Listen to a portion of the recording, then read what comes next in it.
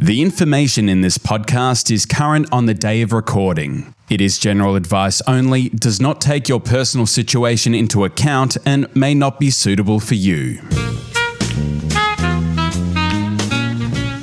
Welcome to Stock Take. My name's Gaurav Sodhi. Joining me today is analyst Nick Cummings, and with us also is weary Angus Donohoo. G'day. For those who don't know, Angus just had a baby. Congratulations. We're very, very thrilled for you, and it's quite hilarious to see a new dad at work. Thank you so much. Yeah, I was saying before, I'm really learning a lot about functioning with minimal sleep. It's a whole new world. The sleep was a thing we didn't have to worry about, but there's so many other changes. I always think that for dads, your life changes one day, whereas for the woman, you know, they're going through changes and they have more time to adapt to what's happening, whereas we wake up one morning and things are just completely different. It's really weird.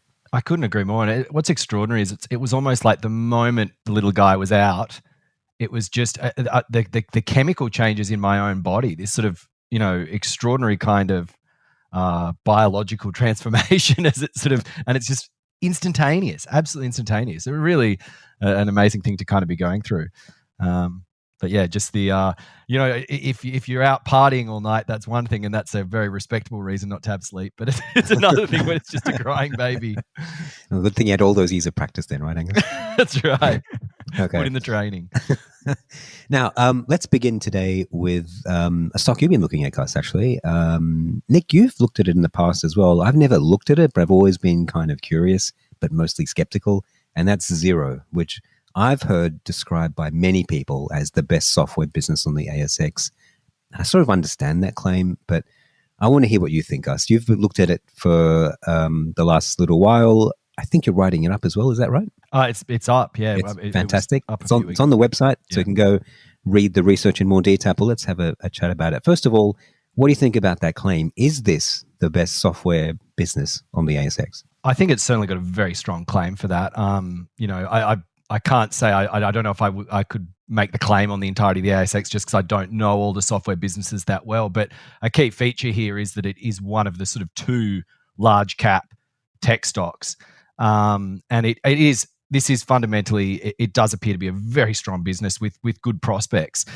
So, you know, there's always a kind of a nervousness when, you know, you slightly sort of poo-poo what is inherently a really high quality business. But it's also trading on just an extremely high price premium.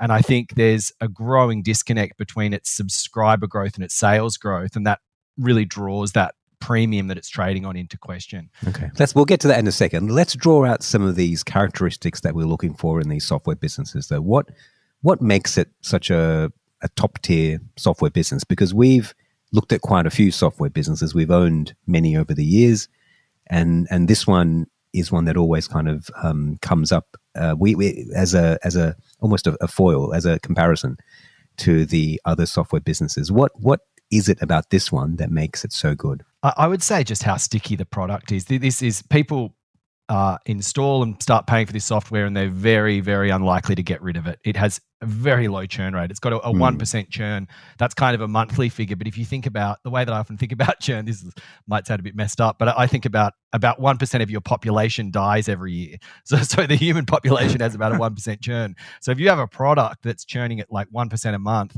that's pretty extraordinary. And that churn represents, I would guess, yeah, as you allude to, that churn represents businesses that go go bust, right? It doesn't reflect companies that are actively changing product, or does it? Oh, it probably does. It would encapsulate kind of all of those things, but it's still, you know, this is a classic kind of cloud subscription software product.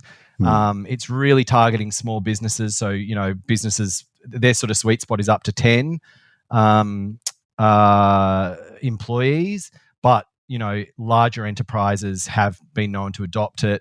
It has incredible dominance in Australia and New Zealand. It's been very, very effective at capturing the market here.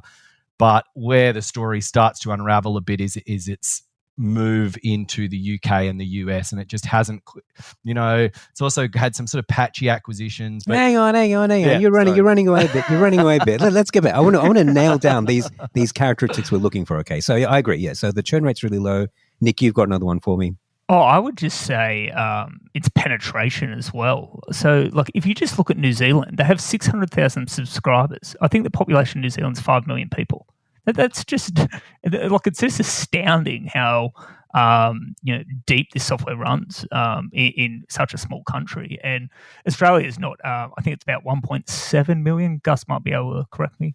Yeah, it's about Subscribers. Yeah, it would be something like it's about about that. I think that's about right. It's about 4 million globally, for 4.2 million globally, and the largest market is Australia. When you look at a lot of other pieces of software, it's they're trying to target maybe 0.5%, 1% of the population, and this is getting to, well, in New Zealand's case, like 12, almost 15%. It's kind of incredible. That is actually incredible. The other thing I've noticed about it is just how scalable this piece of software is. So it really is one line of one piece of code that just gets replicated again and again. One feature of software, and in particular sort of enterprise software, is that it often has to be customized to a specific use, and that involves cost and replication, and it doesn't scale quite as well. Whereas this one, it is one product, and you just roll it out to all these small users, and so your marginal economics are sensational. The extra customer who buys a Xero software suite, I mean, you've got to be making sort of 97% margin or something on that, something crazy. It's fantastic. So that means, you add that to how deep the market is, to how well it's loved by customers, and you end up with this kind of this business with sensational economics. It's actually one of the best numerical software businesses we've come across on the ASX, and there's a couple of good competitors in there as well. So these are the sort of characteristics, I guess, we're looking for in these software businesses. But Angus, as you're dying to talk about, it's not all rosy. So if the business is so wonderful, and if it's such a benchmark, why don't we own it? I would just say it's really about price. The multiple this thing is trading on is enormous, and when you even kind of project forward, strong growth, stronger than traditional growth, stronger operating margins than it's currently got, you still get to something that is very, very, I suspect, mispriced. But there's an interesting history here where II has consistently said this thing is too expensive and has consistently been wrong. But that doesn't necessarily change that it's a salient lesson and a salient point. But I think the multiple it's trading on is on a growth. You see that attached to growth stocks that are growing at 50%. A company that's growing at 20% that seems to have kind of got, as Nick said, remarkable saturation in its key markets. I just don't know if you can kind of pay that higher premium. But to your point before, Gaurav, I spoke to a CTO of a medium-sized business who uses it. And he said, even though it's not really doing anything that critical, because it is sort of like a platform and you can plug in a lot of other applications to it. Yeah. And he said he would be just so reluctant to ever get rid of it. Yeah. So it really is an impressive ecosystem that they've actually built around it. I think that's a really key point, actually. This is probably the only piece of software that I've seen locally that's morphed from being a product to a platform. I think Dante's is kind of doing that as well. It's becoming a more ecosystem. Ordinate, sorry, is becoming a more ecosystem platform where other things connect into it, and it's the sort of central hub for the industry. Xero's actually gotten there first. I'm not sure that point is as widely recognized as it ought to.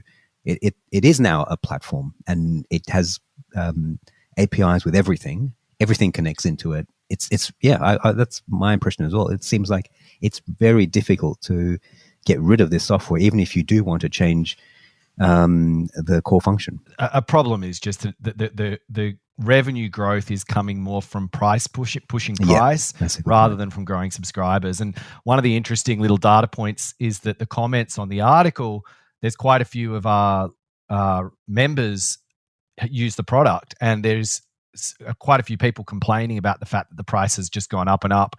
And I think it's you've got an excellent product, the team's good, but one of the angles we took with this article is just when I started looking at this business, it was just, this is a Silicon Valley company.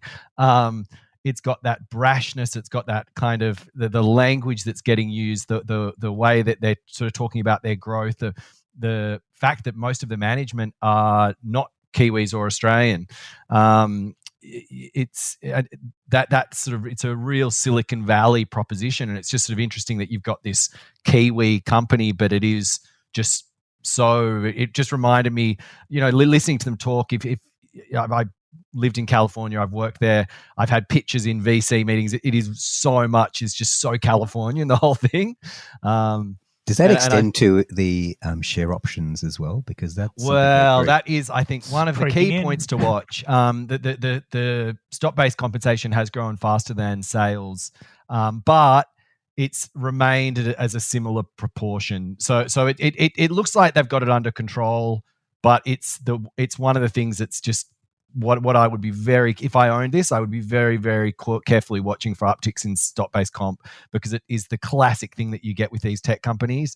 And I've really yet to see it deliver good returns for shareholders or value for shareholders when you start to see it blowing out. It's normally been a pretty strong sell signal, I think.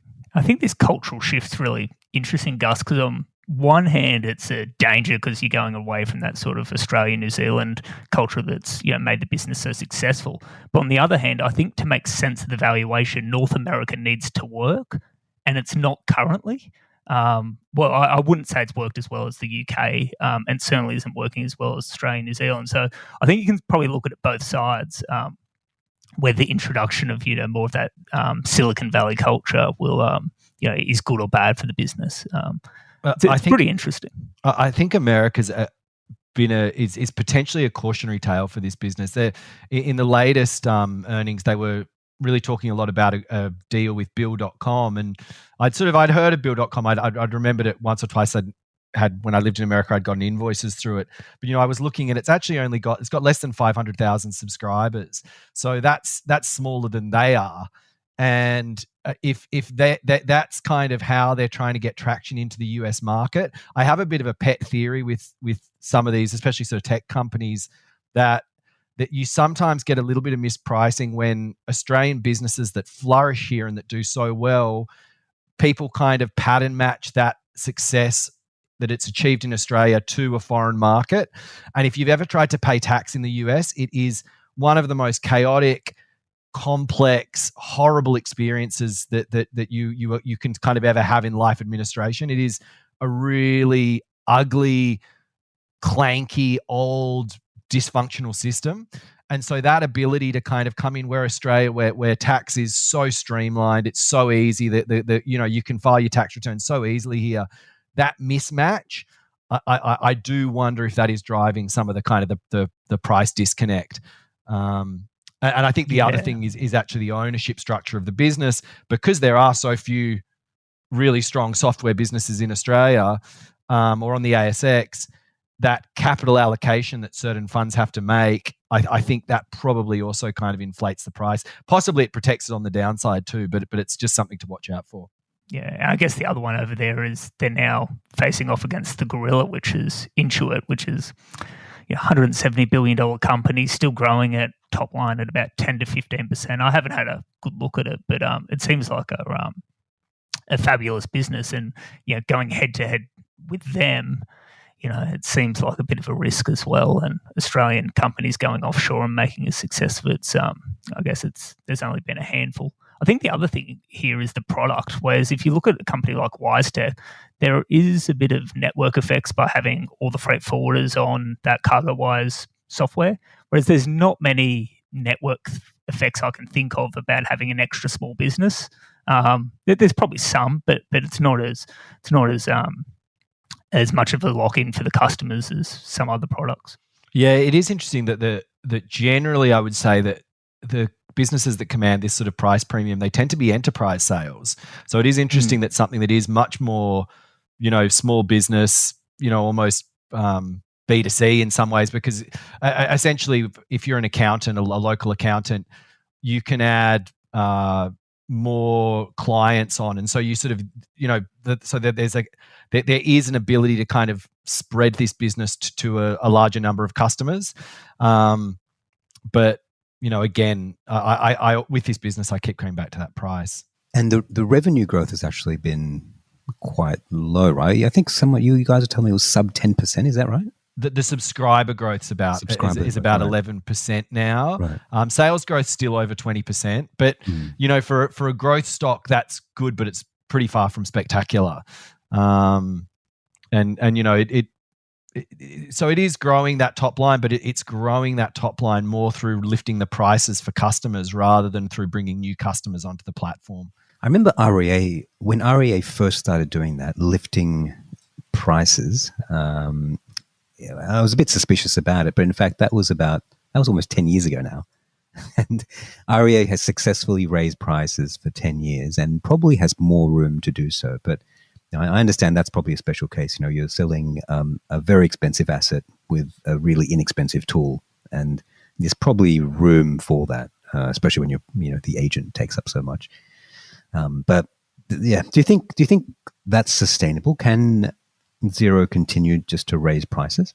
I suspect not, judging particularly by some of the comments that were put on the article, because there was audible frustration.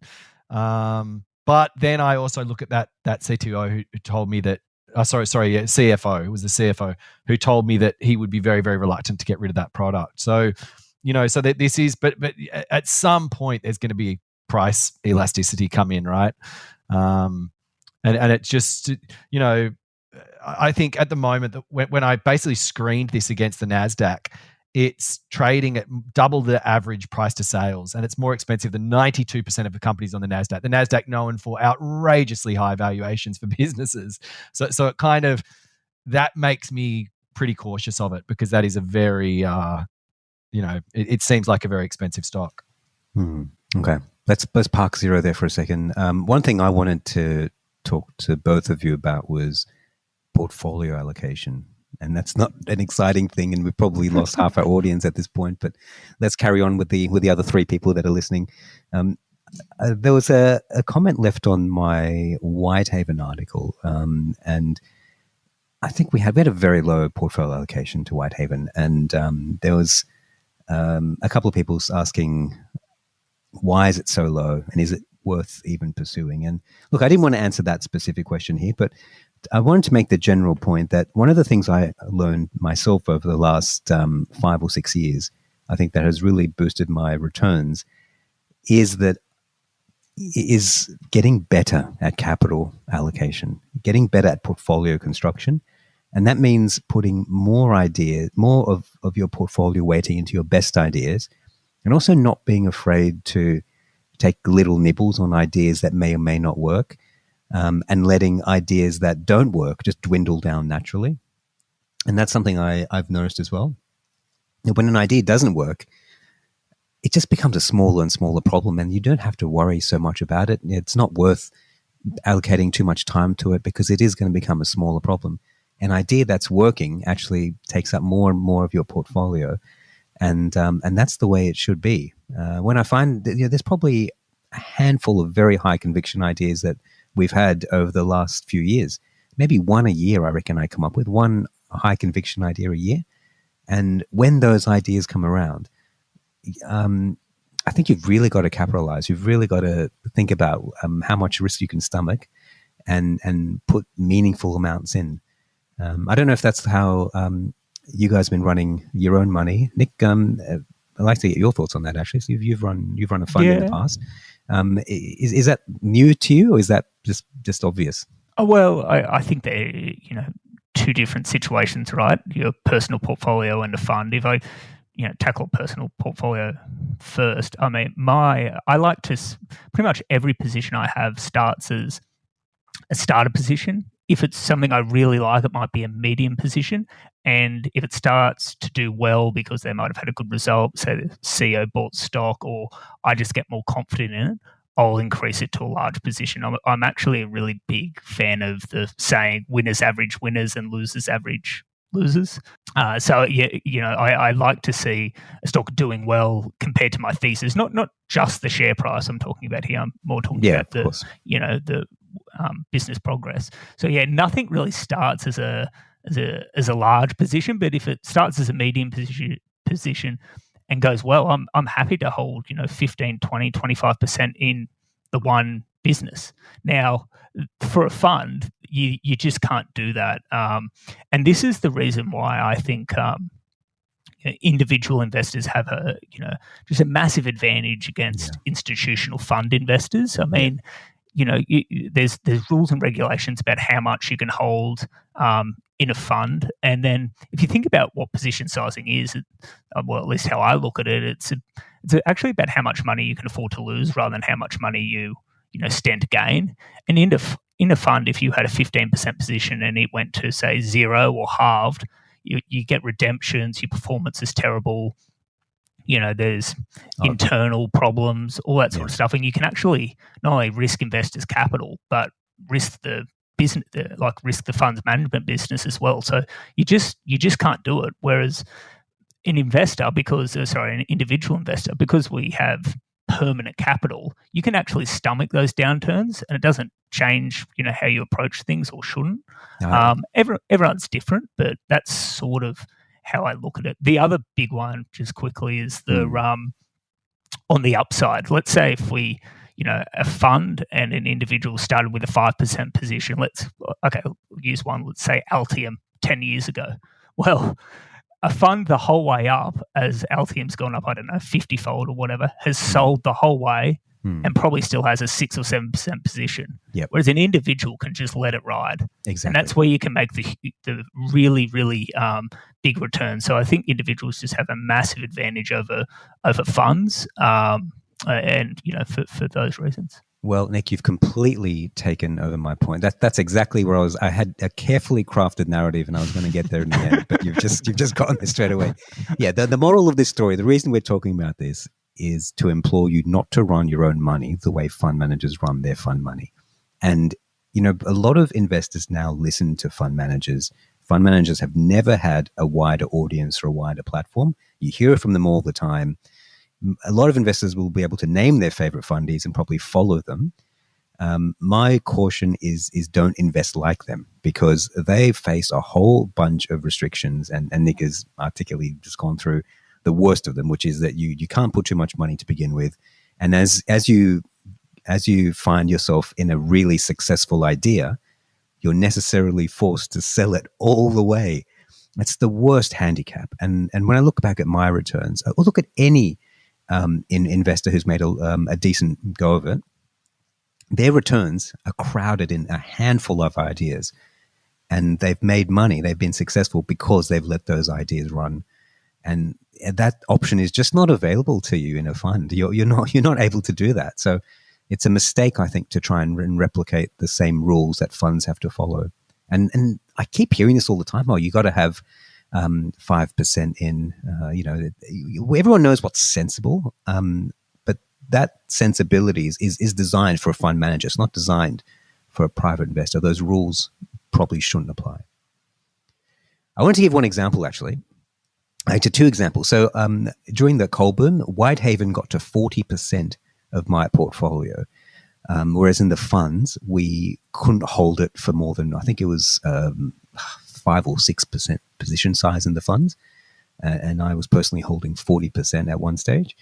And that's just wild. The change in return profile you get from something like that is just wild. And the second example is Lovisa, which I was telling you guys about internally as well.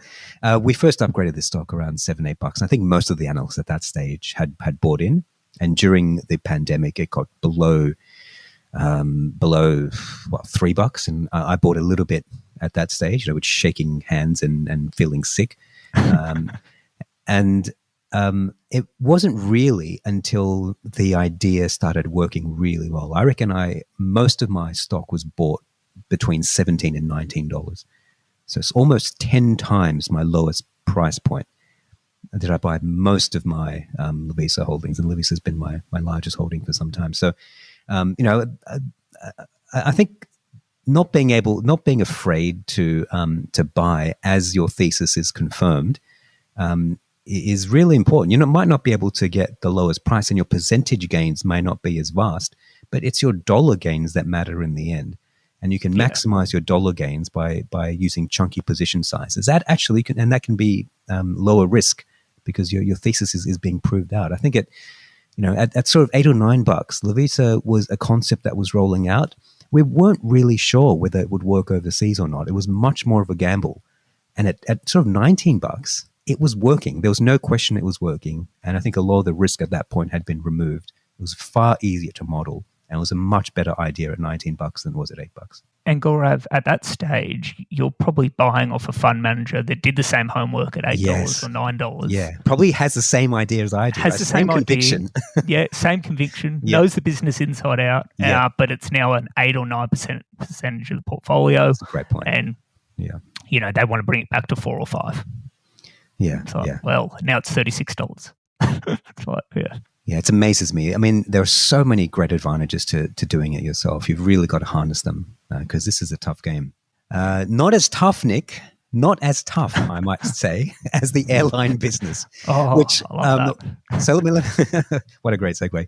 But there was you first mentioned that you had an airline stock as a potential idea, and I think all of us kind of groaned and maybe hurled a little bit in our mouths.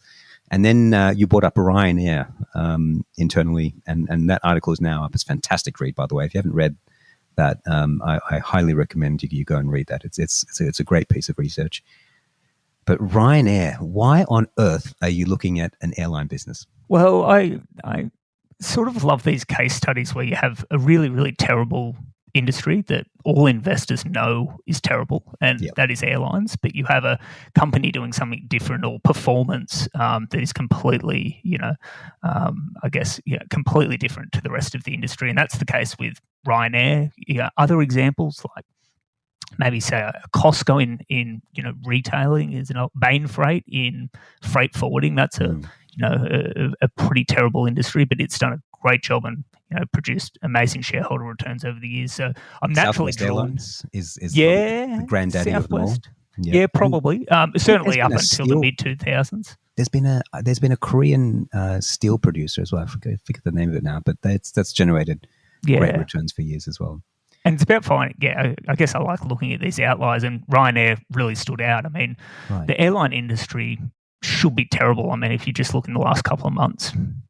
Rexair, I think, is in administration. Bonds has gone broke, and that's just in Australia. And there's good reason for it. There's fixed costs. Think planes that cost tens of millions of dollars or have to be leased at extortionate rates. Then you've got volatile fuel costs that have to be hedged out or you're taking the risk of. Unionised workforce, government competition. And we've seen with, if you've, I guess, read recently over the last probably, let's say, decade with Qantas and the Australian government, just how many favours the national airline can get. So, and that happens in all markets. So, it's a fiercely competitive market. But Ryanair does it a bit differently. So they're an Irish-based company, but they're the largest airline in Europe. They don't do any like transatlantic flights or the hub and spoke model. So it's just point-to-point flights. They run one aeroplane, so that reduces maintenance costs. That's the Boeing 737. Yes, that's the one with the problems currently. But anyhow, and then they can leverage that by only buying one plane or operating one plane. They can leverage bulk discounts. It makes so much sense, doesn't it, to do that, to have one plane in your fleet. Just a quick detour on this, but Alliance Aviation here in Australia also does that. The majority of their fleet is one plane, and then they able to hoard and stock all the parts they need. And it massively reduces their entire cost structure by having one plane to service and maintain. Yeah, and that's it. And once you have, and Ryanair have got this, is the lowest cost in the industry and the highest scale. So they do about 180 million passengers a year, which is wow. That's big. So it's quite a lot. And so their market share has gone from 4 to 16%. So once you've got this scale, you can start really pushing down your costs. So their break-even cost is €33 per passenger, and Wizz Air is next best at about €47, and then EasyJet, which is still quite an okay competitor, is triple that. So wow, so it's kind of in these fixed cost industries that are usually quite terrible. Having the lowest cost is such a large advantage, and this isn't a typical compounder stock where profits go up every year, but over time they do, and they've grown quite substantially. And there's no reason I can see why that'll sort of change in the future. Like European airlines are consolidating now. The top 5 have about 43%, but a lot of those airlines outside of that top 5 are pretty much on the brink. And if you look at the American market, where the top 5 have 85% market share, Europe's still got quite a way to go. So yeah, Ryanair looks interesting, but we just wrote up as an ideas lab because it's highly speculative. But it was a kind of a cool case study to do. It's a fascinating idea, Gus. I don't know if you've ever flown Ryanair. I certainly haven't, and never would, I might add. But but it's famous for its finger up to customers. Nick started his review with a quote from the CEO who's swearing off at customers, and they're famous for awful customer service. No one wants to fly this. It really flies in the face of a lot of our ideas about chasing businesses that customers love. Here's a business that customers hate, and this business hates its customers, and yet it is a roaring success. What do you think about that? I mean, I have flown Ryanair, and I thought you may have. And I have had some pretty rough experiences on it. But I kind of love. I do really like that asymmetry in their strategy. That they lean into the fact that it's not going to provide you with a high quality of service. And I always think like flights are kind of an area where you see the mentality of value investors get so tortured, because the number of times I've flown an airline and had a terrible experience and said, I'm never going to fly them again. And then skip forward a couple of months and I need a flight, and I see the cheapest flight for sale and I go for it. And I think that kind of mentality of looking for budget is what just gives a company like this so much, I hate to say the word, but runway. But I mean, there's so much investor wreckage in airlines that for those reasons Nick outlined, the state intervention, the prices of fuel, I think also just fundamentally that these things fall out of the sky, and it doesn't happen often. I mean, cars crash far more frequently, but when an Audi crashes, it doesn't make headlines about how bad Audi is. When an airplane crashes, it's so visceral. And that's one of the things that, that there is an asymmetrical risk, I think, as well with airlines. One of the things I actually like about the idea is, a lot of people will judge the stock by the product. They'll have an experience at Ryanair, undoubtedly a shitty experience, because that's what the business promises. And they'll think, right, this is a crap business. I never want to buy that. Or, closer to home, so many people will order a Domino's and say, oh, this is crappy pizza. Why would anyone buy the stock? Now, Domino's is going through a bit of a patch right now, but it's still been an outstanding compounder over the years. Computer Share's another one, awful quality service. But the stock has actually done very well over a long period of time. And we need to divorce ourselves from the experience as a customer can sometimes say something about the business, but it doesn't always have to say something about the business. The other way to think about it is that even with such a lousy product, they're generating sensational financial returns. Like, what is going on? Like, Computer Share took me a while to get through to as well. I mean, they have one of the worst products on the market, but they are so dominant, so hard to change, that they're able to get away with a crappy product, and there's some power in that. So, I like that idea as well, because it instantly, the average person would be thrown off Ryanair simply because of the product is such an awful one, and there's opportunity in that. Yeah, no, I couldn't agree more. And I think sometimes we have to rethink what the service is here. Yes, you're right. The service is the price. It's the same as going to Audi over Woolworths. I think that the customer experience and the customer service at Audi is far worse than at Woolworths, but you're not going for customer service. You were going for the service is the price. That's what you're going for. Or it's the simplicity, right? Instead of having to choose between 18 different peanut butters, it's just one. Yeah, which is reflected in the price. I feel good about saying that. That's get that off my chest. Yeah. So I think sometimes we just have to rethink Just take a different approach, and that's why I find these industries these businesses in terrible industries so interesting, is because the market doesn't. Most investors in the market don't think like that, and you can buy Ryanair that's compounded capital. I want to say it's sort of 15 to 20% per annum. Sorry, not capital. Shareholder returns. 15 to 20% per annum over the last 2 decades, and you're buying it at sort of 12 times depressed earnings, net cash balance sheet, lowest costs, and their advantages only widening. It's when their competitors are, sort of on the brink, some of them. So I guess what I do find frightening here, though, is just that that revenue per customer figure of €73 is just astonishing. Like, you think about, Murray's buses between Canberra and Sydney probably is not that far off their revenue per customer. Yet Murray's is just a bus that needs petrol, and it's when a single driver. An aeroplane is so many orders of magnitude more complicated. How do you see? I realize you've got that advantage by having a lower cost base, but how does this business really respond to kind of adversity in those worst case scenarios? How does it look? I mean, well, I think that's the beauty. So when you have a pandemic, or after 9/11 or the GFC, where travel takes a bath, Ryanair comes out with less competition on the other side, because it can force its costs. It can keep costs low because its break even per passenger is far lower than the rest of the competition. So it tends to come out better through these storms. And just on that Murray's bus comparison, Michael O'Leary, the CEO, has his own, which is pretty much the tube from Stansted Airport in London to the centre of London costs more than the flight from Dublin or Berlin.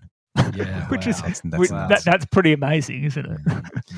I don't know how they do that. That's extraordinary. That is extraordinary. All right, gents, I think we better do some flying of ourselves and call it a day. Nick, thanks very much for joining me today. Thanks, guys. Gus, might be a good idea for you to catch a nap or thanks, whenever you can. I like that idea. All right, thanks for joining me today. Thanks so much, guys. And for everyone else, thank you for listening.